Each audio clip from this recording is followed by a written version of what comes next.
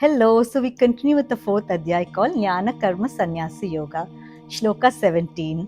Karmano yapi bodhavyam, bodhavyam cha vikarmanaha, akarmanascha bodhavyam, gahana karmano gatihi. In this adhyay, Krishna talks about karma and the difference between akarma and vikarma. And these are the English translations for the same. So Krishna says karma is a set of duties or prescribed actions which the individual soul comes into in each lifetime. According to the Hindu way of life, when we take birth, there is a certain set of karmas we have to perform. And that's why we have taken birth, because when the karmic chart becomes nil, then you get moksha or liberated from this cycle of birth and death. So then he goes on to say, what is akarma? So he says, akarma is when the individual performs action from a state of, absolute fluidity, from the shunya or nothingness, where he's not identified with being the doer.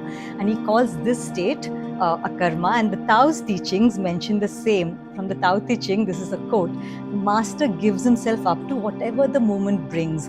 He has nothing left to hold on to. He knows he's going to die. He has no illusions in the mind, no resistance in the body, and he does not think of his actions. They flow from the core of his being. This is exactly what Krishna is telling us. Action which flows from the core of our being, from that flow state of shunya, is called akarma. And he's saying we must perform action like this in order to clear our karmas.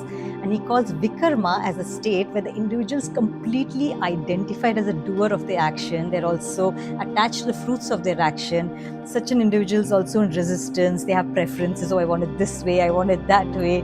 So he says when we perform action from that state where we are not fluid, where we are not in flow state, he calls this vikarma. And that's how he differentiates between akarma and vikarma. So the key takeaway for me in this adhyaya is Krishna is telling all of us to be process oriented. He's saying do action for the love of doing it. Do whatever activity for the pure love, joy, and the process of doing that. It could be any activity. We could be singing, dancing. We could pick up any activity and do that at least once a day.